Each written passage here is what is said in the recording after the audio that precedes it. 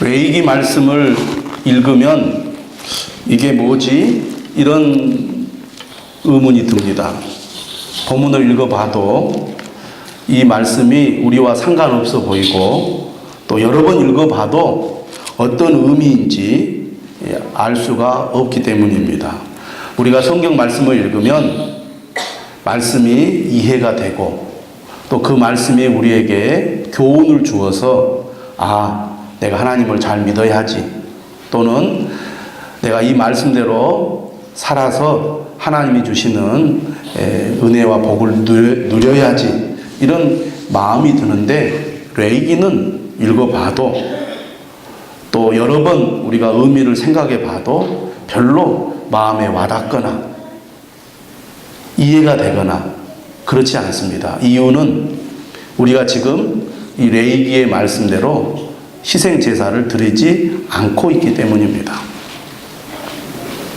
만약에 우리가 레위기의 말씀대로 그대로 희생 제사를 드린다면 아마 우리는 매우 관심 있게 어떤 절차를 따라서 제사를 드려야 하는지 꼼꼼히 살펴보았을 것입니다. 또 그것을 실제로 우리가 신앙생활 가운데 희생 제사를 실천함으로써 이 말씀의 의미를 더 깊이 깨닫고 이해를 했을 것입니다. 하지만 예수 그리스도께서 우리 죄를 위하여 대속하셨기 때문에 더 이상 우리는 가축을 희생 제물로 드리는 일이 없습니다. 그렇기 때문에 이 말씀을 우리가 살펴볼 때 이게 뭐지? 이 말씀이 우리와 무슨 상관이 있지? 이런 생각이 들 수밖에 없습니다. 하지만 성경은 하나님의 말씀입니다. 믿으십니까? 레위기도 하나님의 말씀이죠. 하나님께서 우리에게 말씀을 주실 때는 의미 없이 주는 말씀이 없습니다. 반드시 하나님의 말씀에는 뜻이 있고 우리가 배워야 하고 따라야 할 하나님의 명령이 있습니다. 그렇게 생각해 보면 이 레위기 말씀을 통해서 우리가 어떤 은혜를 받아야 하지, 또 어떤 말씀을 우리가 배워야 하지 하는 그런 궁금증이 생기게 됩니다. 구약 성경의 가장 핵심적인 책을 꼽는다면 역시 모세오경을 꼽습니다. 모세오경이 구약 성경 전체의 핵이라고 할 수가 있겠습니다. 핵심이죠. 창세기, 출애굽기, 레위기, 민수기, 신명기, 이 5권의 책이 구약 성경 전체를 흐르고 있습니다. 그런데 우리가 이 오경을 또 유심히 살펴보면 가장 중심에 어떤 책이 있냐면 레위기가 있습니다. 실제로 유대인들은 아이가 태어나서 5살쯤 되었을 때 성경을 가르치는데 제일 먼저 가르치는 책이 어떤 책이냐? 어떤 책일 것 같습니까? 레위기입니다. 레위기를 제일 먼저 가르칩니다. 그만큼 레위기가 중요한 책이라는 것이죠. 우리가 따분하고 지루하게 생각하는 이 레위기, 읽어도 별로 의미 없는 그런 말씀으로만 다가오는 이 레위기가 중요한 책이라는데 왜 그럴까? 또한 우리가 생각해 보아야 되겠습니다. 자, 오늘 말씀 1장 1절 한번 보십시오. 여호와께서 회막에서 모세를 부르시고 그에게 말씀하여 이르시되, 이렇게 레위기가 시작이 되고 있습니다.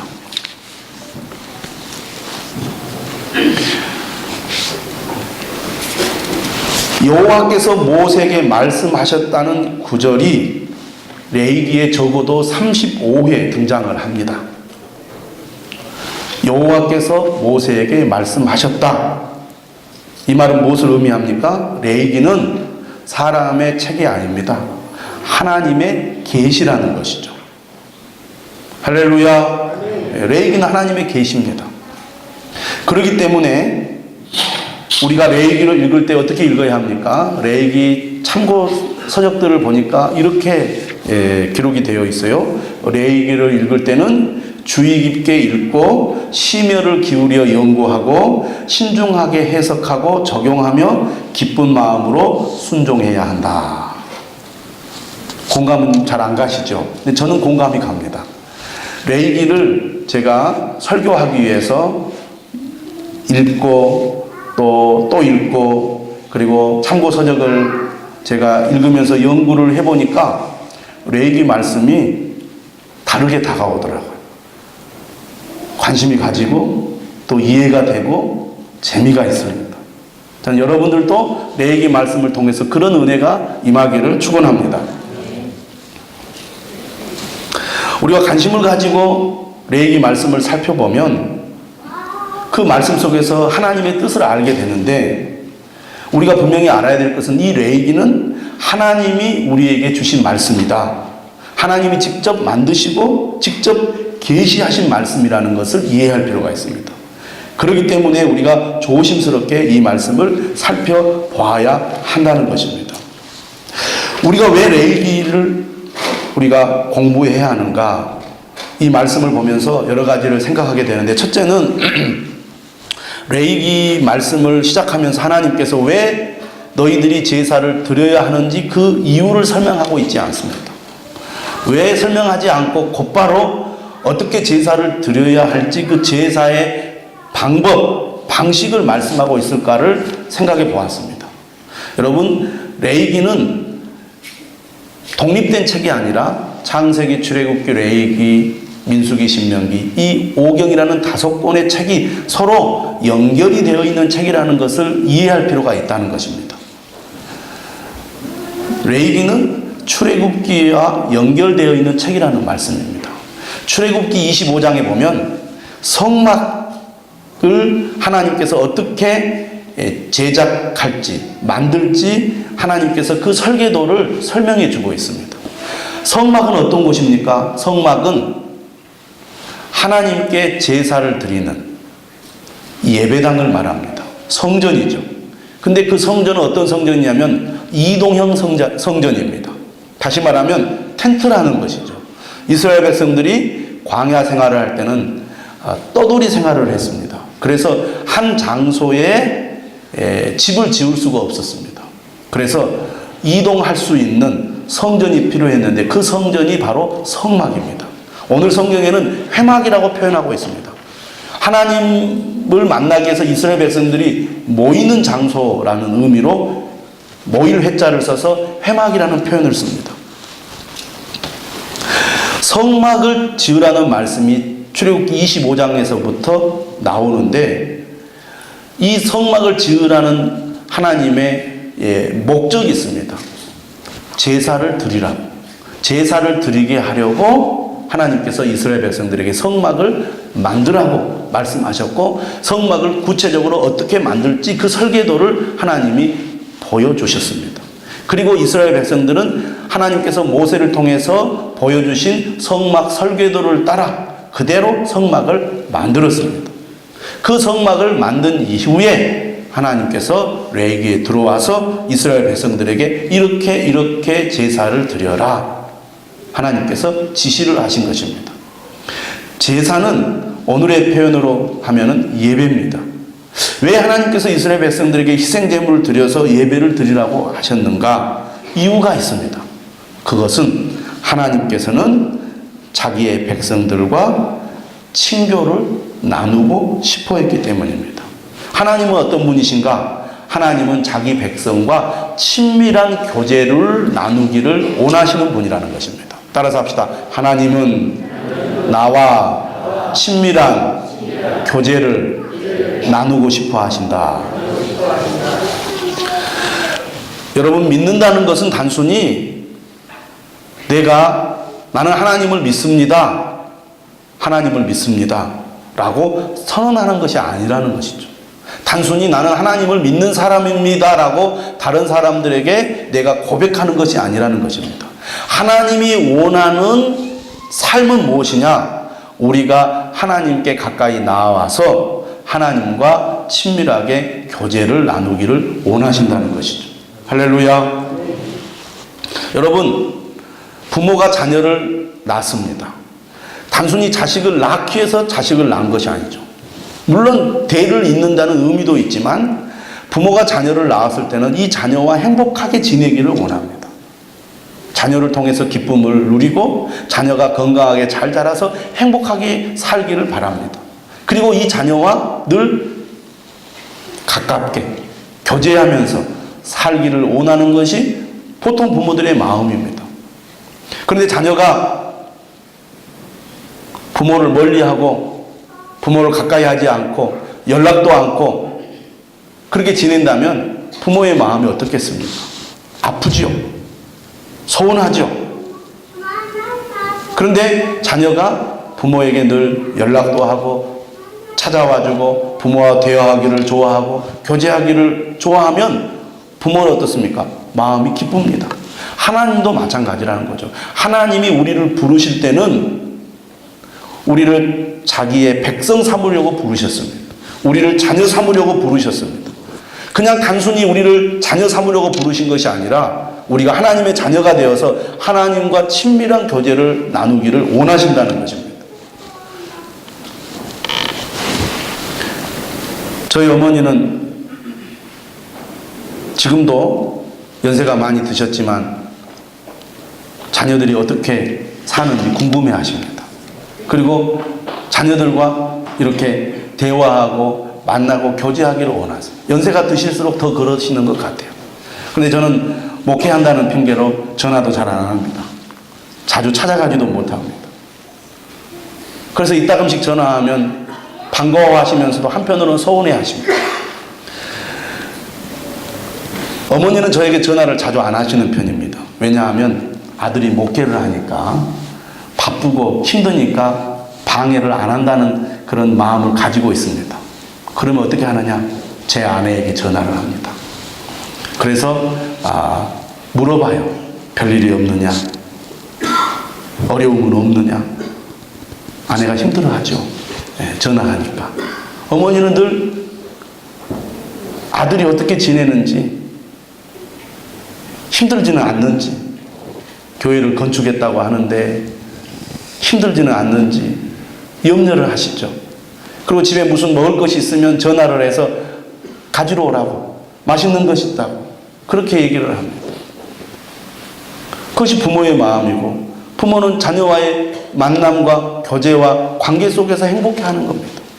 하나님이 왜 제사를 드리라고 하실까? 왜 성막을 만들어서 제사를 드리라고 하실까? 그것은 하나님은 우리와 만나기를 원하시기 때문입니다. 예배가 그래서 중요한 거예요. 하나님 믿는다니까요. 나는 하나님 믿습니다. 나는 하나님을 확실히 믿습니다. 그렇게 우리가 고백하고 선포하는 것으로 끝날 일이 아니라는 것입니다. 왜 우리를 부르셨느냐? 하나님은 우리가 하나님을 늘 찾아오기를 원하십니다. 하나님을 늘 만나고 하나님께 예배하고 하나님께 찬양하고 하나님께 기도하고 하나님께 고백하는 것을 통해서 하나님은 우리와 대화를 나누시고 우리와 친밀한 관계를 이루기를 원하십니다. 그렇기 때문에 하나님께서 뭘 만드셨느냐? 제사를 만드신 겁니다. 하나님은 어떤 분이십니까? 하나님은 거룩하신 분입니다. 거룩하신 분이에요. 그런데 우리 인간은 하나님의 말씀대로 잘 살지 못하고 하나님 앞에 거룩한 삶을 잘 실천하지 못하거든요. 그러면 우리가 죄를 지어서 또 실수해서 넘어진다면 거룩하신 하나님 앞에 나아갈 수가 없잖아요. 하나님은 그것을 그대로 볼 수가 없었습니다. 우리를 너무나 사랑하시기 때문에 우리가 실패하고 넘어져도 다시 일어나서 또 죄를 씻고 하나님 앞에 거룩한 모습으로 나오기를 하나님은 기대하십니다. 그렇기 때문에 하나님은 제사라는 것을 만들어서 우리가 속죄할 수 있는 통로를 열어주신 것입니다. 우리가 잘못해서 넘어지더라도 그것으로 하나님과의 관계가 끊어지지 않고 다시 회복해서 하나님 앞에 나갈 수 있도록 길을 열어주신 것이 제사라는 것이죠. 오늘 우리도 마찬가지입니다. 예수 그리스도의 피로 우리가 깨끗함을 받았습니다. 그래서 우리가 하나님의 자녀가 될 수 있었던 것이죠. 그런데 우리는 어떻습니까? 또 넘어집니다. 또 죄를 짓습니다. 그런데 하나님은 우리가 하나님 앞에 나와서 회개함으로 우리가 용서함을 받고 다시 하나님 앞에 바르게 설 수 있도록 은혜를 주십니다. 무엇을 통해서? 예배를 통해서. 그러므로 예배가 중요한 것이죠. 예배를 통해서 하나님을 만나고 예배를 통해서 다시 한번 우리가 죄로부터 용서함을 받아서 다시 힘을 얻어 하나님 앞에 갈 수 있게끔 하나님은 우리를 이끌어 주십니다. 그래서 하나님은 주도적으로 하나님이 앞장서서 우리에게 성막을 만들라고 하셨고 우리에게 제사를 드리라고 말씀하신 거죠. 레위기에 보면 5가지 제사가 나옵니다. 그걸 5대 제사라고 하죠. 한번 따라서 합시다. 번제, 소제, 화목제, 속죄제, 속건제. 이 5가지 제사를 통해서 이스라엘 백성들이 하나님을 가까이 할 수 있는 방법과 길을 열어주신 것입니다. 그 중에 가장 대표적인 제사가 바로 번제라는 것입니다. 이 번제는 5가지 제사 중에 가장 먼저 언급이 되고 있습니다. 가장 먼저 언급이 되고 있다는 것은 가장 중요하고 가장 기본적인 제사라는 의미입니다. 이스라엘 백성들은 제사장을 통해서 매일 하루 2번 아침과 저녁에 번제를 드렸습니다. 번제는 그들의 삶의 일부였습니다. 국가에서 절기를 지킬 때마다 빠지지 않는 것이 번제였습니다. 이 번제는 어떤 제사입니까? 번제의 히브리어가 올라라는 단어입니다. 올라라는 뜻이 뭐냐? 이 올라간다는 뜻입니다. 올라간다. 번제는 재물을 완전히 태워서 그 연기를 하나님 앞에 올려드리는 제사입니다. 향기가 올라가는 거죠. 여러분, 고기를 구우면 얼마나 그 냄새가 좋습니까? 멀리서 지나가다가도 고기 냄새가 나면 아이고 먹고 싶다, 맛있겠다, 이런 마음이 들지 않습니까? 하나님 앞에 가축을 잡아가지고 그 가축을 태워서 제사를 드릴 때 그 향기가 올라가는 거예요. 그것을 완전히 태워가지고 전체를 드리는 제사가 번제라고 하겠습니다. 하나님은 어떤 분이신가? 하나님은 이 번제를 통해서 나는 전적으로 헌신하는 백성을 원한다. 이 사인을 보내는 겁니다. 하나님이 제일 먼저 어떻게 제사를 드려야 할지 가르쳐 주면서 번제를 드리라고 하시잖아요. 너희가 번제를 드려라. 다시 말하면 재물을 완전히 태워서 나에게 바쳐라. 이 말씀이거든요. 나는 너희들이 완전히 온전하게 헌신하는 사람이 되기를 원한다. 그런 말씀입니다. 레위기의 제사를 보면 그 절차와 방법이 까다롭습니다. 그것은 그만큼 우리가 하나님 앞에 예배를 드릴 때 하나님이 원하시는 대로 신중하게 드리라는 것입니다. 내 마음대로, 내 뜻대로 드리는 것이 아니라 하나님이 원하는 뜻대로 드리라는 의미가 있습니다.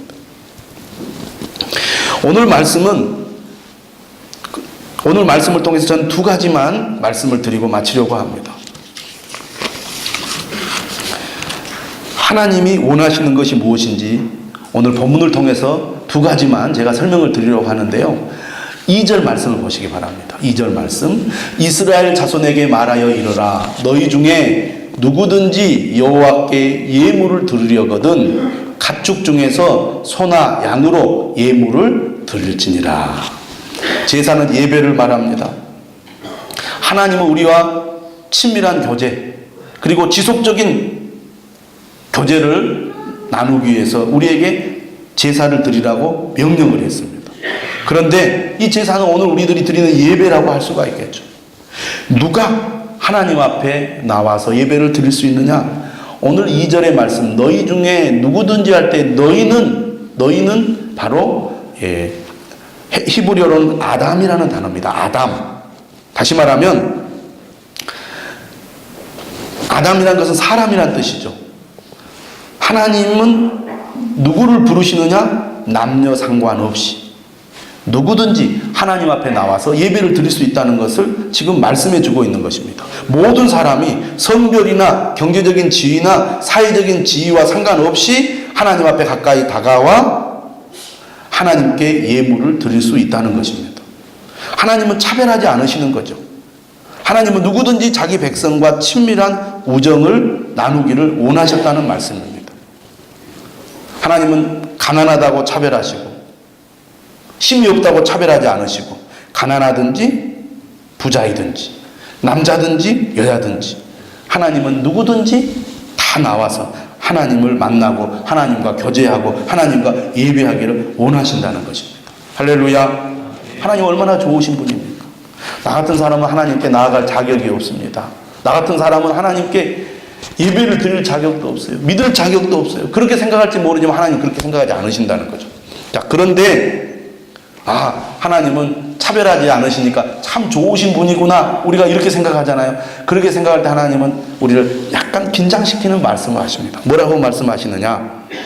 우리에게 누구나 예배를 드릴 수 있는, 누구나 하나님 앞에 나와서 제사를 드릴 수 있는 특권을 주시면서도 예배는 수동적인 관찰이 아니라 적극적인 참여다라고 말씀하시는 겁니다.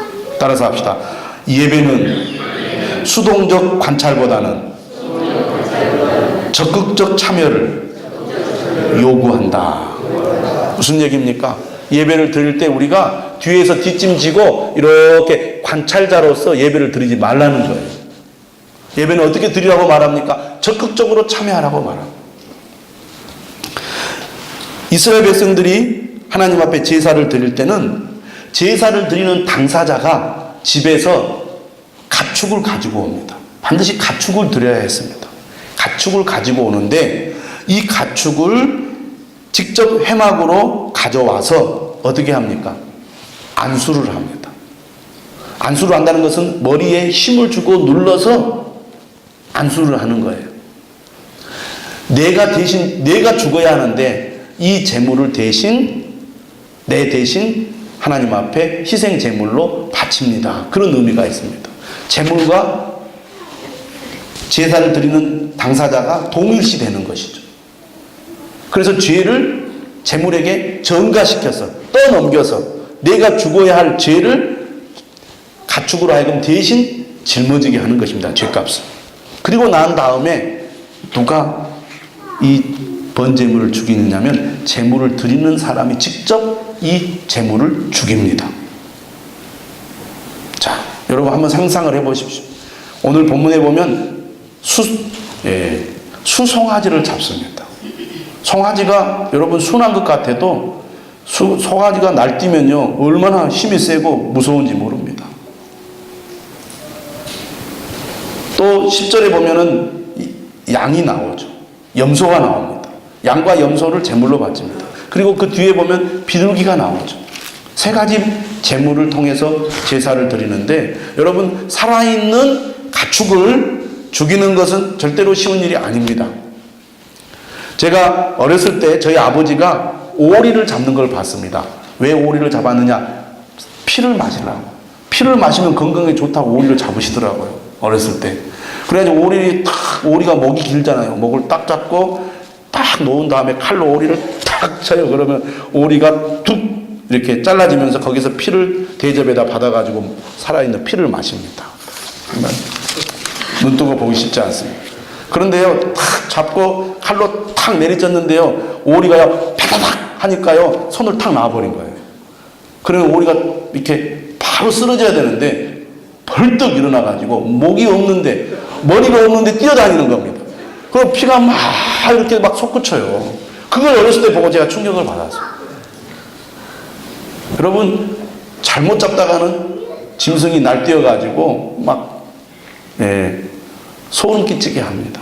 피가 막 쏟아져 나옵니다. 제사를 드는데 그런 일이 일어날 수 있다고 말이에요. 제가 또 어렸을 때 친척집에 갔는데 무슨 아마 잔치였던 것 같아요. 마당이 큽니다. 돼지를 잡았습니다. 남자들 여러 명이 돼지를 잡고 망치로 큰 망치 있잖아요. 도끼 같은 것으로 가운데 머리를 쳐서 돼지를 잡는다고 여러 사람이 잡고 머리를 쳤는데 잘못 쳐버렸어요. 돼지가 막 돼지 소리 맥다는 소리 있잖아요. 그 소리를 지르면서 돼지가 막 도망 다니는데 난리가 났습니다. 빽빽 들으면서 그 돼지가 흥분해가지고 돌아다니는데 그걸 다시 잡아가지고 돼지를 죽이는데 정말 시간도 걸릴 뿐만 아니라 일을 많이 먹었어요. 기술이 부족하니까 그랬겠죠. 아마 이 이스라엘 백성들은 이 가축 잡는데 상당히 그 실력이 있었을 거예요. 왜냐하면 소란을 피우면 안 되니까. 그런데 여러분 잡아가지고 이제 죽였을 때 피가 나오잖아요. 그 피를 누가 봤습니까? 제사장이 봤습니다. 그리고 뿌려요. 왜냐하면 피는 생명이라 그래서 대신 내가 죽어야 될 것을 이 짐승의 피를 통해서 속죄를 하는 것이기 때문에. 그러고 나온 다음에 어떻게 합니까? 제사를 드린 사람이 가죽을 벗깁니다. 가죽을 직접 벗겨요. 그리고 가죽을 벗긴 다음에 이제 살을 이렇게 도려내죠. 그 각을 뜬다고 말합니다. 누가 합니까? 제사를 드리는 사람이 해야 돼요. 그리고 거기서 또 안에 내장을 다 이렇게 끄집어내가지고 깨끗이 씻으면 누가? 그때 제사장이 고기와 내장을 번제단 위에 올려놓습니다. 이미 그 전에 불은 이렇게 지펴놓습니다. 그래가지고 제사장이 올리면 그때 어떻게 됩니까? 이제 불에 이제 구워지기 시작하는 거죠. 그러면 이제 좋은 냄새가 나서 완전히 다 타면 그 연기가 올라가지고 제사를 드립니다. 아, 내가 죽어서 저렇게 하나님 앞에 바쳐져야 되는데 내 대신 저 제물이, 저 짐승이 내 대신 죽는구나. 그래서 나를 하나님이 용서해 주시는구나. 그것을 그 시청각적으로 이렇게 이제 그 제사를 드리면서 그 고백을 하는 것이죠. 여러분, 제사를 드리는 사람이 굳은 일은 다 합니다. 제사장은 깨끗한 일, 쉬운 일만 해요. 여러분, 예배는 수동적인 관찰이 아니라 적극적인 참여를 요구합니다.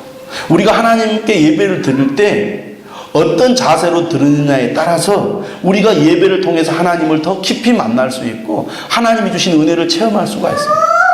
여러분, 그저 관찰자로서 구경하듯이 예배를 드리면 똑같이 예배를 드려도 은혜 받기가 어렵습니다. 그래서 우리가 이왕이면 예배를 드릴 때 어떻게 됩니까? 하나님이 기뻐 받으시는 예배를 드려야 됩니다.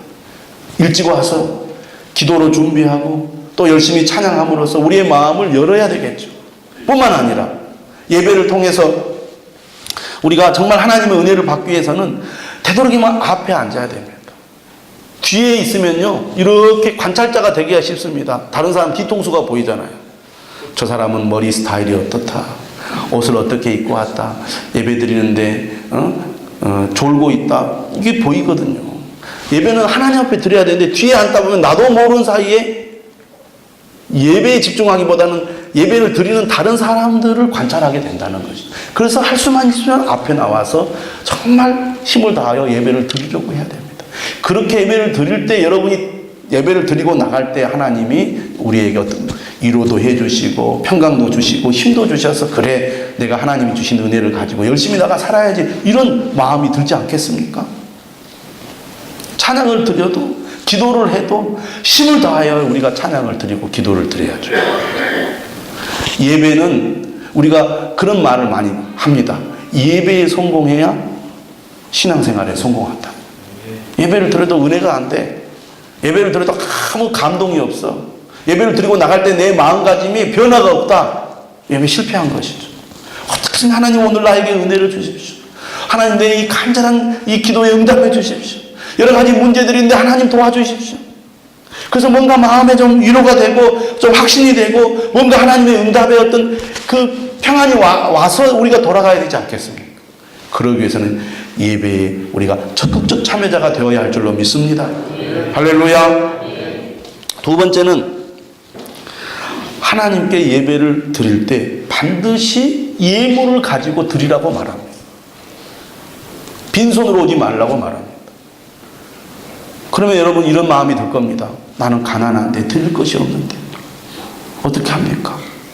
남들은 수송아지를 드리는데 나는 비둘기밖에 드릴 것이 없는데. 그런데 오늘 말씀을 보면요, 하나님은요, 수송아지를 드리는 사람이나 양과 염소를 드린 사람이나 그리고 비둘기를 드리는 사람이나 똑같이 향기로운 냄새라고 그렇게 말씀하고 있습니다. 차별하지 않으신다는 거예요. 우리는요, 하나님 앞에 예배를 드리면서도요, 다른 사람과 비교하거나 다른 사람의 눈치를 볼 때가 있습니다. 아니에요. 하나님은 수송아지를 드리거나 양이나 염소를 드리거나 비둘기를 드리거나 똑같이 하나님은 그 마음의 중심을 보시고 똑같이 차별 없이 받으시는 거예요. 여러분, 예수님께서 성전에서 헌금을 드리는 사람을 지켜보지 않았습니까? 누가복음에 보면 그때 부자들이 많은 돈을 드렸습니다. 그런데 가난한 과부가 2렙돈, 정말 오늘로 말하면 1,000원, 2,000원밖에 안 되는 작은 돈을 드렸단 말이에요. 그런데 예수님 뭐라고 평가하셨습니까? 이 가난한 과부가 제일 많이 드렸다고 말했거든. 하나님이 보시는 눈은 우리가 보는 눈과 다르다는 것이죠. 우리가 얼마나 마음을 다하여 정성을 다하여 하나님 앞에 예배를 드리는지 그걸 보시는 것이죠. 얼마나 하나님 좋으신 분입니까? 누구든지 와서 나에게 와서 예배를 드려라. 이렇게 말씀하신 하나님이 나는 너희들이 어떤 제물을 드리든지 그 제물을 차별하지 않고 똑같이 본다. 송아지를 드리거나 양이나 염소를 드리거나 그리고 비둘기를 드리거나 나는 똑같이 본다. 얼마나 좋은 하나님입니까? 할렐루야. 그런데 여기서 또 하나님은 우리를 긴장시키고 있어요. 어떤 제물을 드린지 내가 다 봤지만 그러나 아무렇게나 바쳐서는 안 된다. 뭐라고 말씀하십니까? 흠이 없는 수컷이어야 된다. 흠이 없는 수컷이어야 된다.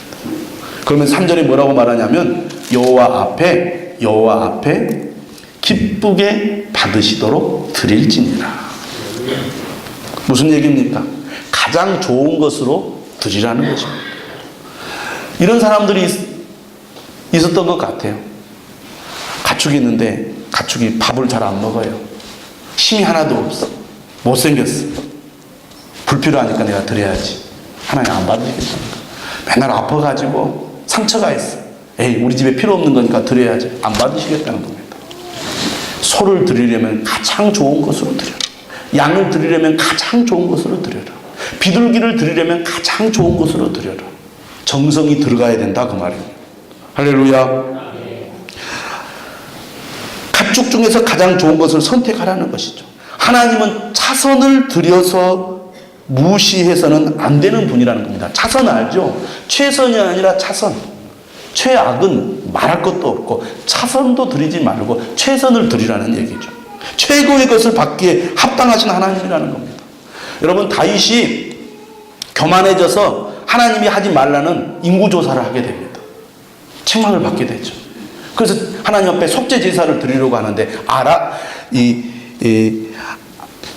아라우나라는 사람이 속죄를 위한 제물을 무상으로 제공하겠다고 다윗에게 얘기합니다. 그러니까 다윗이 그것을 거부를 하죠. 비통한 마음으로 이렇게 했습니다. 내가 값없이는 하나님 여호와께 번제를 드리지 아니하리라. 가장 좋은 것으로 하나님 앞에 제사를 드렸습니다. 여러분, 아무 대가를 치르지 않는 예배는 의미가 없습니다. 값싼 예배는 살아계신 하나님께 대한 체험을 값싸고 피상적이며 매겁게 만듭니다. 하나님이 주신 은혜가 다 있잖아요. 우리가 예배를 드릴 때 정성을 다해서 예배를 드리잖아요. 정성을 들여서 예배를 드릴 때의 마음가짐이 다릅니다. 준비 없이 예배를 드리는 것과 정말 힘들고 어려운 가운데서 정성을 다해서 예물을 준비해서 예배를 드릴 때의 마음가짐이 다르다 그 말입니다. 할렐루야. 여러분, 값싼 예배를 드려서는 안 됩니다. 하나님은 차별하지 않으시지만 우리에게 주신 은혜를 따라서 내가 드릴 수 있는 최선을 드려야 됩니다. 저는 우리 성도들의 이 간증을 들을 때 그런 감동을 받습니다. 정말 힘들고 어려움에도 불구하고 자신에게 주신 은혜를 따라서 정성을 다해서 최선을 다해서 드리는 그런 모습들을 제가 들을 때마다 감동이 돼요. 그런 믿음으로 하나님 앞에 드리는 성도들의 예배를 얼마나 하나님이 기뻐 받으시겠습니까? 또 그런 예배를 드리는 성도들의 마음가짐이 얼마나 간절하고 뜨겁겠습니까? 여러분, 레위기는 우리에게 이런 은혜를 줍니다. 내가 하나님 앞에 어떤 마음으로 예배를 드려야 될지, 또 하나님은 우리에게 무엇을 원하시는지 이것을 잘 가르쳐 주고 있습니다. 전 여러분들이 레위기 말씀을 통해서 하나님을 더 가까이 만나기를 원합니다. 하나님이 원하시는 예배가 무엇인지를 깨닫고 참 예배자가 될 수 있기를 바랍니다. 주께서 기뻐 받으시는 예배자가 되시기를 주님의 이름으로 축원합니다. 찬송하겠습니다. 나 주님의 기쁨 되기 원하네.